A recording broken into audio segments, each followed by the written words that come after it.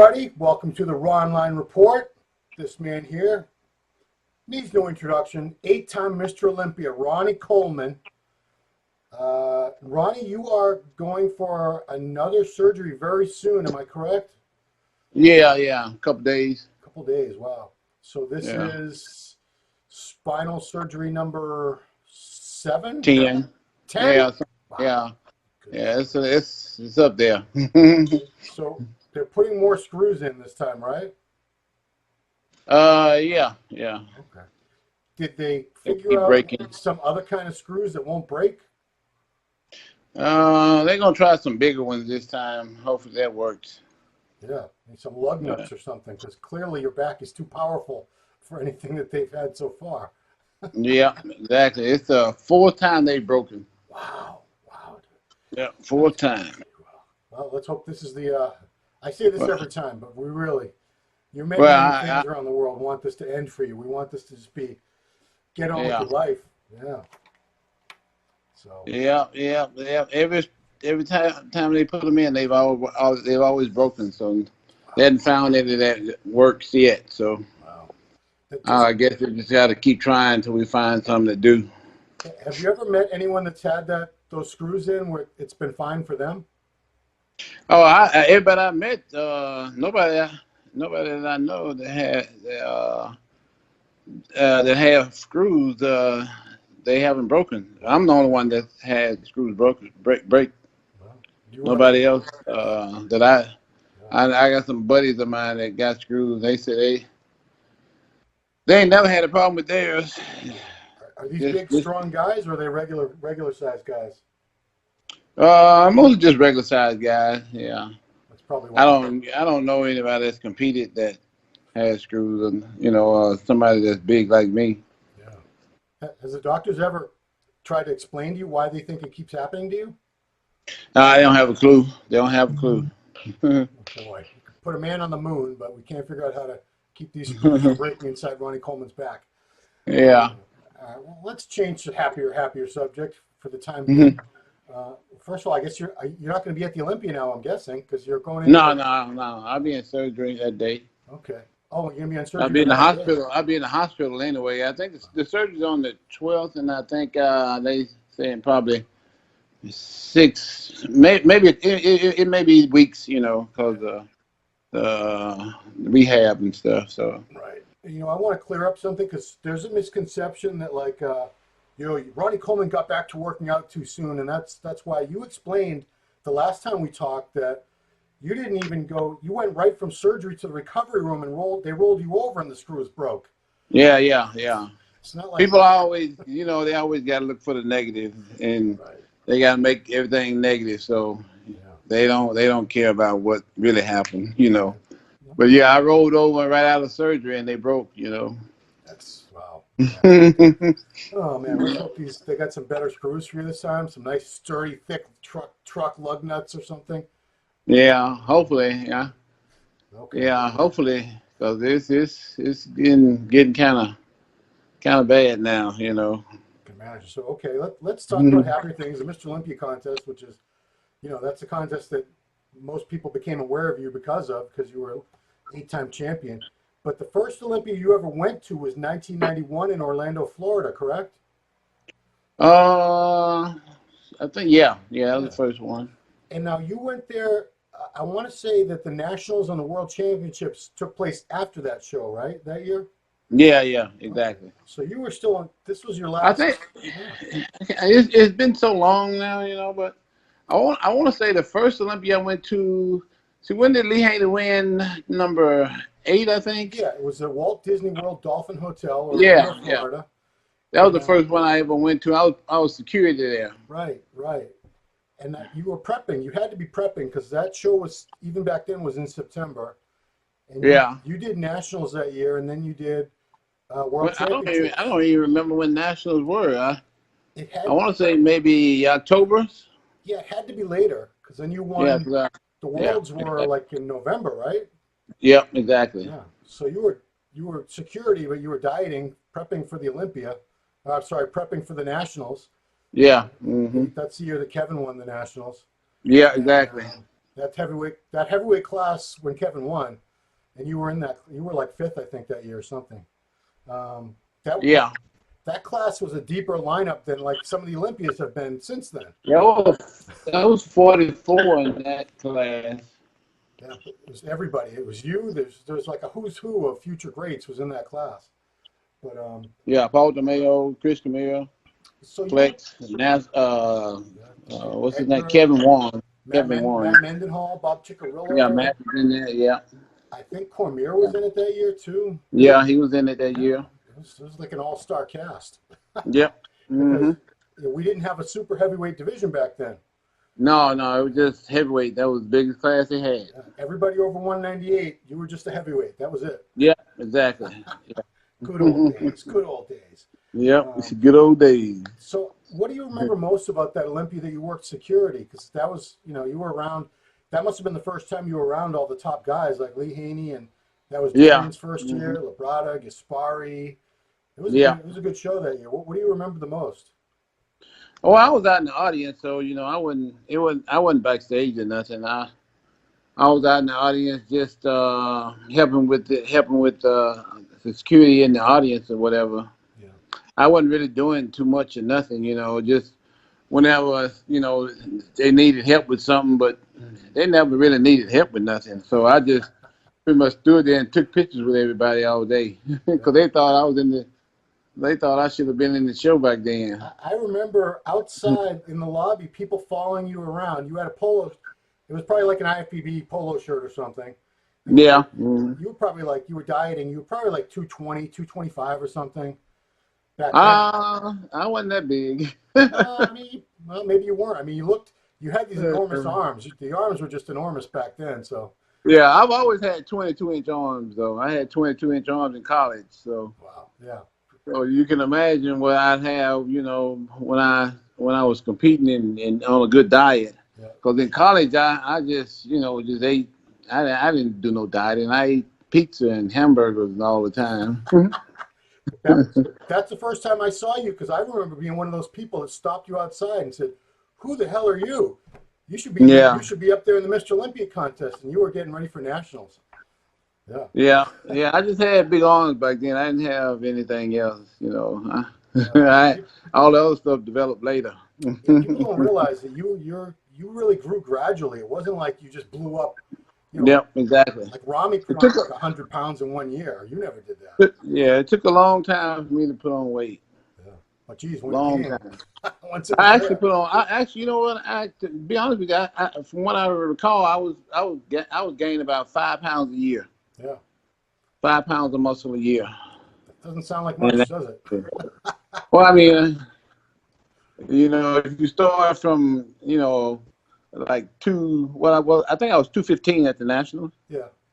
Yeah, from there, it adds up. It gets up there pretty quick, 10 years later. You ended up eventually at almost 300 pounds on stage. So, yeah, exactly. So it took a while for me to gain all that weight. Okay, so your first actual Mr. Olympia contest was the year later, because back then all IFBB world champions got an invitation to the following year's Mr. Olympia. So you were there in 1992 Helsinki, Finland, which was the first year Dorian won, and it was 17-year comeback for Lou Ferrigno. It was Kevin Leveroni's first Olympia. He took second. Yeah. And, you didn't do that well. You didn't place at that first one, but it must have still been a really cool experience to be in your first Olympia, and especially to be up there with Lou Ferrigno, the Incredible Hulk. Well, actually, it was the highlight of my life, the best thing that ever happened to me. So that's what I remember about it. Somebody who didn't ever think they'd see Olympia stage, and all of a sudden you standing up there with the greatest people in the greatest bodybuilders in the world. Yeah.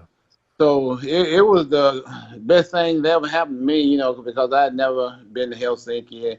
I've never really done any world traveling besides when I went to Poland to win the universe. This was like my second trip in a different country, So it was the highlight of my life, basically, competing in that first Olympia.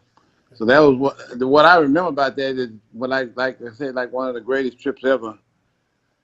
Cause never thought I'd be on the Olympia stage. Never thought I'd be able to travel to a foreign country. Never thought I'd be a professional bodybuilder, and here I am, up there with the greatest in the world. So it was definitely one of the highlights of my life. Now One of the best things ever happened to me. that was the coldest Mr. Olympia ever, was it not? Because they had a hockey game. Yeah, you had it in the hockey rink. Could you actually see your breath backstage? No, it wasn't that cold. It didn't really get cold till you got up there on the ice, and that's when it got kind of cold. Even standing there on stage, I remember it wasn't even cold up there because the stage was so high off the floor. Yeah. And they kept it pretty warm in that venue, but like I said, it was still a lot of fun for me because I really didn't pay too much attention to the cold hockey rink because they let us have our shoes and everything until we got up on stage. Right. So it really wasn't that bad, Plus they had wood between the ice, so we wasn't like on the ice. We were like the wood was under the ice. So I think they had put it like a basketball. It's kind of like I know the American Airlines Arena is where the Mavericks and the hockey team, the Dallas Stars play. Yeah. And they bring the ice. They have the ice there when the Stars play, and when the Mavericks play, they have that wood there. So it was kind of like that. I remember something. It was like supposedly dangerous. You had to walk up like this rickety, narrow flight of stairs, and like Lou Ferrigno tripped and cut his leg open and stuff. Do you remember any of that? Yeah. I think Lou kind of like missed a step or something though. It wasn't like it was a dangerous stair. It was just like he just had an accident where he just missed a step and kind of like slipped and fell through that because there was a big dip between the stairs and the step. Right. He's probably not. Maybe he's not the most graceful guy. I don't know. So, 93. Yeah, well, you did not do the show. You can understand that stuff happening.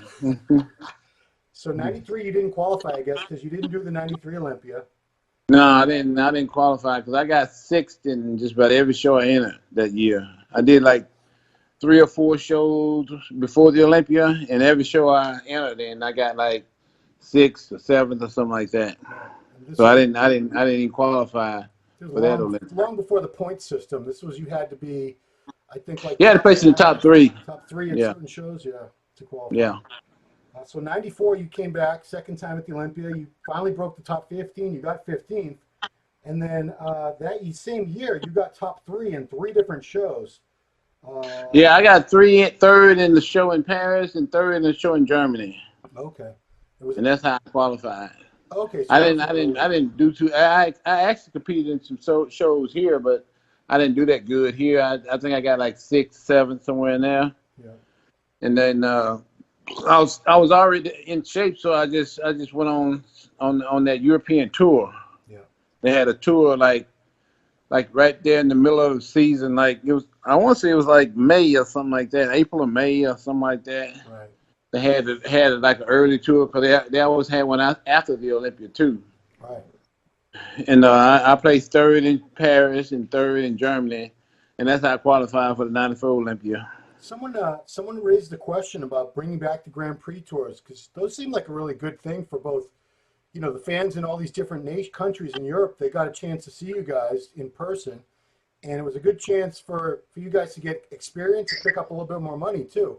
Yep. I did. Actually, you know what? I did those every year. I mean, I don't know if they had them in '94 when I competed. I don't remember.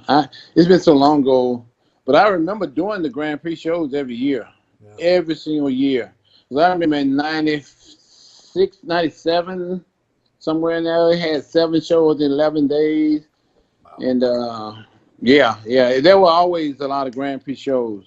I remember one year, I don't know exact year, but it could have been like 95, 96. I did the Russian Grand Prix And I remember they had me. I got there late because I didn't do the whole tour. I got there late, so I came right in the middle of the tour. Back then, I had to work full time, police department, so I had to go back and work and take off again. So I'd go back to work, after the Olympia, work a couple days, then get on the tour. Wow. And one time I got there late for the Russian show, and the Russian police picked me up from the airport, took me all the way to the contest, lights and siren. Wow. Yep. Was it like just in time to get on stage or what? Just in time to get on stage. Did you win? When I got there, everybody was warming up. Wow. Everybody was warming up. I'll never forget it. It was the craziest thing I ever seen in my life because, for us to go lights and siren, somebody got to be dying. When I was working for the police department. And when you see us lights and siren, that means there's somebody's dying somewhere. Yeah. So we can only do it like on a shooting in progress or a cutting in progress. That's the only time they let you go lights and siren for the police department. Apparently in Russia, if a pro bodybuilder is late for a contest, Yeah, lights and siren. That's a crisis. Yep. How'd you do in that show? Did you win that one? I didn't do that good. I think I placed like 6th, 7th, something like that. Because it was the Russian Grand Prix that must have been the next year where you won. You beat Kevin for the first time, and I don't think he ever beat you after that. I think that was 97, where I beat Kevin. Yeah. Yeah, because he had won like 6 shows in a row. Right. And actually that year I was doing bad that whole tour. Yeah. I was getting like 4th and 5th, 6th in every show. And actually Kevin had helped me in that show, actually, because he had gave me that coffee and that vodka. That's right. And because I couldn't get rid of the water, and he gave me that, and that's how I beat him. That's right. Now you said that was 97. You said in your column in MD, you made it clear that's the only time that you did that coffee and vodka mix. Yeah, that was the only time. That was the only time I did it. People assume that you did that for the rest of your career, every night before a show. No. I never did it again. That was just some fluke thing, I think. I don't like coffee. I didn't like coffee, and I hated vodka back in those days. So I just did that because he told me to do it. Yeah. Okay. So next couple of years, you started making your way up the ranks in Olympia. 95, you got your first pro win in 95 at the Canada Cup, and you got 11th place at Olympia. Next year, you won the Canada Cup again, and now you made top 6 at the Olympia. So I think people are starting to pay attention to you by that point.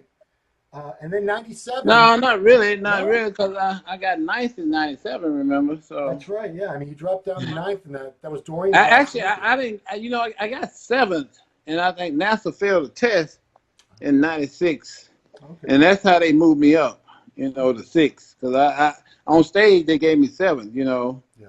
And then now they got the results from the drug test, and everybody after 2nd moved up. Oh, right on. So since I got 7th, I moved up to 6th. But nobody really knew about me moving up because they don't get the results after that. They don't really care about too much after that. They don't really care about what happens on stage. Right. So I guess 97, you got 9th place. So still nobody. You weren't anybody that people were like, wow, this guy's right on the edge of winning Mr. Olympia. I don't think anybody was saying that. Nobody was saying that. But you can include me in that too. Well, then at 98, everything changed. Chad Nichols started working with you and helping to turn you into the Ronnie Coleman that we all know and love, that dominated the world. So that season, you won Toronto Pro, you won the Night of Champions, you won Grand Prix shows in Germany and Finland. I don't know if those are before or after the Olympia that year. That was after the Olympia. Okay, so 98 was the year. New York City, it was a wide open show because Dorian was gone. Yeah. So no matter what happened, we were going to have a new Mr. Olympia that year. And we all thought it was going to be Flex Wheeler. I thought for sure, okay, great. Finally, Flex is going to be Mr. Olympia after all these years. Yeah, everybody. Yeah, even I thought it was going to be Flex. Yeah. I mean, when you got to the show and you were on stage in the judging, did you have any sense by the call-outs and stuff that, wow, I might actually... No, because I wasn't in the first call-out. I wasn't in the second call-out either. I didn't get called out to the third call-out. That's crazy. So I still, even at the night show, I was thinking, I was hoping I was in the top 5, Wow. you know, because I never made first call out or nothing.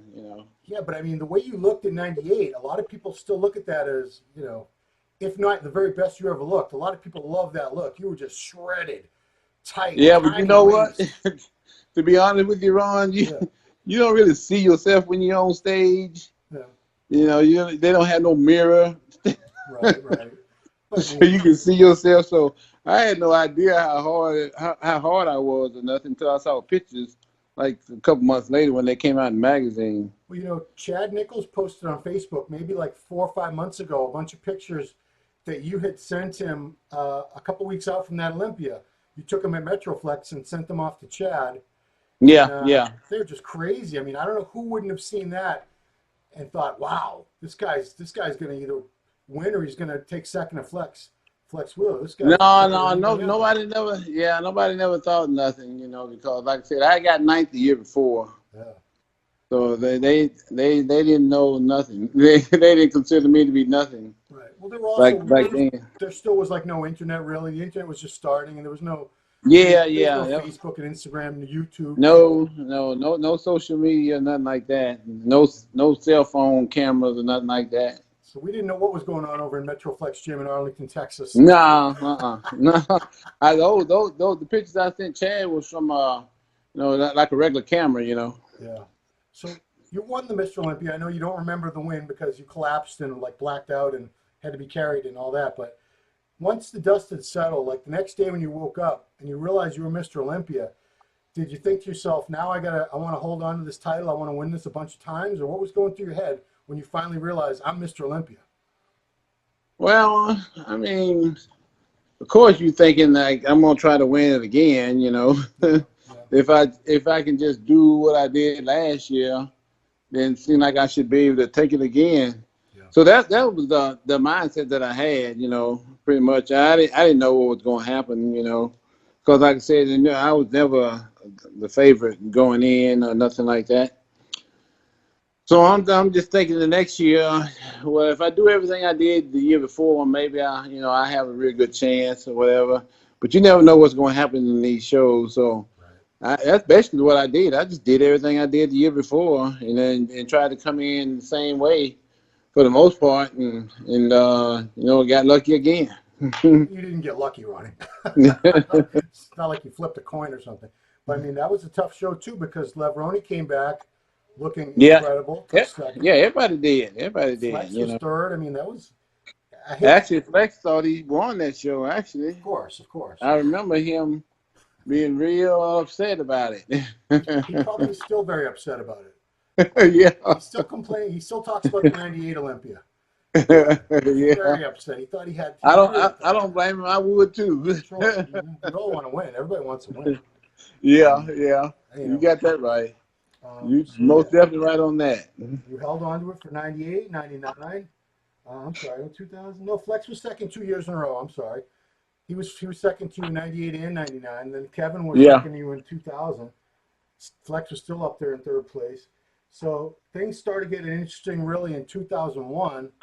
That's the year Jay Cutler, who another guy nobody was. I'm from Massachusetts, and I never in my wildest dreams thought Jay Cutler was going to be Mr. Olympia. He was good. I just never saw him as being that good. But I was there in 2000 when was it 2001? 2001.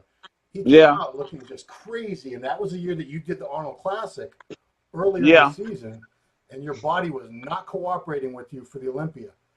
Yeah, I found out the hard way that you only peak once a year, and I tried to peak again at the Olympia, and body wasn't having it. I ended up collapsing the night before in the tub, and then I woke up that morning, and I was totally drained. I couldn't even get out of bed. I was so drained. And I was actually getting ready to go to the hospital because I felt like I was about to die. Right. And I was so sick that morning. I couldn't believe how sick I was and how bad I felt. And I was on my way to the hospital because I thought, man, something wrong with my body. it ain't acting right, and I can't get out of bed. Right.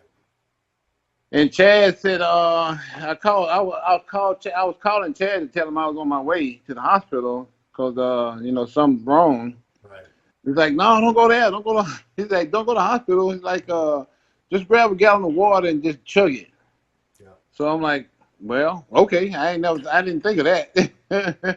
So that's what I did. I grabbed a gallon of water and I drank the whole thing pretty much, and I felt a whole lot better afterwards. I was able to get out of bed, and my body started coming around. I started feeling a lot better, but of course now I'm holding a lot of water.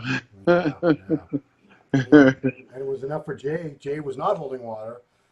Yeah. He actually beat you in the judging for that show. He was ahead. Yeah. He was way ahead of me in the judging, and pretty much I was winning it until I came back to the night show. I was able to get rid of some of that water. Yeah. And was able to get back to my old self, and and Jay wasn't able to pull it off because of that, because I was able to get rid of the water that gallon of water that I was holding from the morning show. Yeah. Of course, it's probably what almost the morning show was at I want to say noon, Yeah. and the night show was at 7, so I had about 6 hours to do that. Right. Maybe about 4 hours because the morning show lasted a couple of hours. Right. I remember, and as soon as I got off stage, I went straight to the room and started trying to get rid of all this water, Yeah. and I was able to get rid of enough to come back and win. Wow. So 2002, Jay didn't show up. Jay was focusing on Arnold Classic that year, and you didn't really have any super strong competition. Anybody that was going to knock you out. I think Kevin did. Did Kevin take? Yeah, Kevin actually took second, and Kevin looked really good that year. But the biggest news of that show, are you still there, Ronnie? Huh? Nope. Oh, there you are. There you are. The biggest news of that show actually happened a week or two later at the GNC Show of Strength, where somehow Gunther Schleierkamp, who had been like 5th place at the Olympia a couple weeks before, managed to win that show and beat. It's one of the only times a reigning Mr. Olympia has been beaten, in a show after the Olympia. Maybe the only time. And I know that upset you. That lit a fire under you. Because you had to be, I love Gunther's a great guy, great smile and everything, but how does he beat Ronnie Coleman? Exactly. Same thing I said. Did anyone ever explain to you, a judge or anyone, like why they had him winning? No. They couldn't explain that one. Were you like way off at that show or something? I don't remember you being off. No. I wasn't off for nothing. They just decided they wanted him to win that show. One of life's great mysteries. Yeah. Okay. But yeah, I mean, you used that. That's where that Cost of Redemption video DVD was made the next year, preparing for the 2003 Olympia. Yeah. That's the year you said 5 pounds a year, but I think between 02 and 03, you put on like 25 pounds of muscle or something ridiculous. Yeah, what had happened was I had burned a lot of muscle getting ready for that show. I was like 272 somewhere in there, about 3 weeks out from the show. Yeah. And I was ripped and everything, and I was ready to jump on stage. But I kept doing all this cardio and stuff. I was doing 2 hours a day, and man, I think I burned about maybe 20 pounds of muscle. Wow. I ended up coming in. I went from 270, ready to step on stage, to 245. Wow. That year. The year before I was like 260 or something like that. Yeah. So, of course, me losing all that weight that year and putting it back on the next year kind of accounted for where I should have been the year before. Right. But I came in at 286 in 03. Now, so I should have been like 270, maybe 275, somewhere in there. Now I have to ask, because Chad Nichols is no dummy. He knows what he's doing when it comes to prepping athletes. How did it happen that you lost all that muscle and he didn't say, Ronnie, no more cardio for the next couple weeks, or let's get your carbs back up to 400 a day or something? But what happened was I was steady getting hard. When I was 270, I was hard. I got down to 260, I was still hard. Yeah. So the whole time I was just hard and still grainy, and just getting harder and harder. Right. But the bad thing about it, I was losing muscle. Yeah.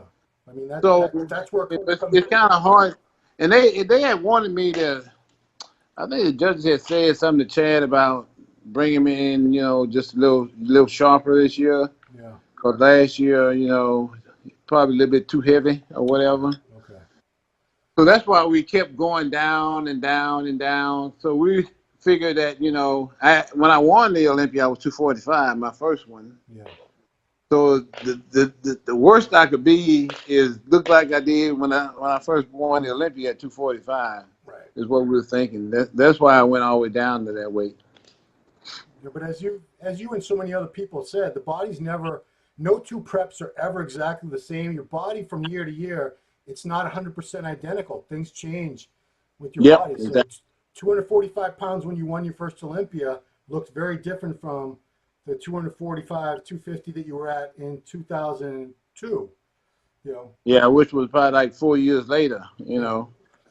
So now I should have been like 270 something that year. Yeah. But like I said, they had told him to bring me in a little bit lighter or whatever, because I was too heavy the year before, and so that's what he was concentrating on basically. Right. And that's why for the next year we like, okay, we ain't doing that no more. 286. So I came in 245 to 285, wow. 286, like 40 pounds heavier from one year to the next. Yeah.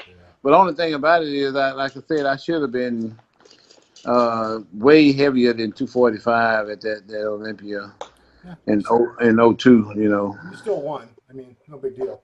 Yeah. I still look good enough to win. Yeah. I mean, in the end, it's like Phil Heath. Everyone says how crappy he looked last year. Like, it was still good enough to win. It couldn't have been that bad. Yeah, exactly. You still look better than everybody else. Yeah, that's all that really matters. Right. So then you got even bigger, the biggest you ever were on stage, and 297 in 2004. And I want to say that's the biggest a bodybuilder has ever been in really good condition, because I know Rami's around that weight, but he doesn't have all these crazy little details and striations and separation like you had when you were, granted, I don't think that was your best condition when you were 297. But you weren't it wasn't very far off. It's not like you were out of shape at 297. You were still really hard and veiny and everything. Yeah, I still look good enough to win. I mean, when you were prepping for that show, did you have a target in mind? Like, I really want to get bigger? Because, I mean, at 270, 280, you had to think this is the biggest I can be. Did you think I can get even bigger? I'm still not there yet. My full potential. Yeah, I always gain a whole lot of weight in the off season, and I just try to come down from there. Right. So I think that year I went all the way up to like 330 or something like that. So I was coming down from there, getting ready for the show. Right. So what I was trying to do is just trying to come in the best I possibly can, as heavy as I possibly can. Yeah. And that's what I ended up being, in that year. I've often wondered, do you think that's the biggest you could have possibly ever been in your life, or could you have gotten even bigger than that if you had really wanted to? I don't think it's only so much you can, only so much weight you can put on, at a certain age. Yeah. And I think that was the biggest I could possibly be at that time and still be in good enough shape to win. Yeah. There's no way I could have put on no more weight and still won the show, I don't think. Because 2004, you were 40 years old, right? Yeah, exactly. I mean, which it's really not that old. Which is pretty. I mean, it's not that old, but you got to think that Lee Haney, he retired at 31. Right. And I'm still going after him, like almost 10 years later. Lee was competing at like age 16, 17. You didn't start till your late 20s, right? Yeah, no, I was 20. See, I just joined the police department, 22, 23, somewhere. Okay. Huh. I'm way off, because I know your first show was 89 or 90. So, yeah, 90. So you have been like 26, right? Yeah, somewhere in there, yeah. I mean, that's still a young man, but some of these guys. Well, you know, because I was actually like 25 because my birthday wasn't until May. I competed. My first show was in April. Right. My second show was in April, Yeah. and I think my third show was in April also. So I was still 25 basically when I did my first 3 or 4 shows. Okay. Yeah. I didn't turn like 26 until May of that year. Yeah. And I don't think I did any shows that in May. So 2005 was your eighth win, 8 in a row. Yeah. Mm-hmm. And I'm so happy. I went out, used to put these camps on the weekends, and I'm so glad I went to the one that I went to because it was the last one that was held while you were still a reigning Mr. Olympia champion, I think. Unless you did 2 a year. Did you used to do 2 of those a year? No, I did 1 a year. 1 a year. Yeah, because I was out there in February '05, and you won the 8th Olympia in September that year. And yeah, it's crazy because you hadn't trained for like 3 months at that point when I got out there.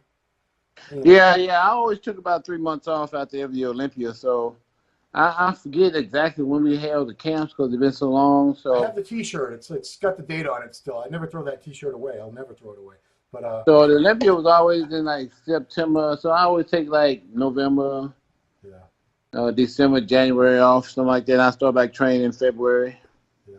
So just in time to get ready for the Arnold Classic or whatever. Right. What do you remember the most about 2005 when you tied Lee Haney's record and you won eight Olympias?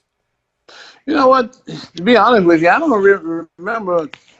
Hold on. Yeah. Hold on a second. Yeah. I gotta get it back. There you are. I don't remember too much about it. It's just another year, basically.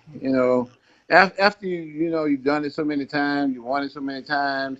You just try to basically do whatever you've done in the past to win it again. So I was still just pretty much doing what I'd done in the past to win the years before. So it wasn't really no different from any other year. Okay, but I was still doing the same thing that I've been doing the whole time. So did you? So you did the Olympia 2 more times, and your body was already starting the nerve damage or whatever the case was already started. Because we always say, with all due respect to Jay Cutler, it's not a case so much that Jay beat you to become Mr. Olympia. It's Ronnie Coleman's body beat Ronnie Coleman basically. Things caught up, and unfortunately, nobody's body holds up forever. No.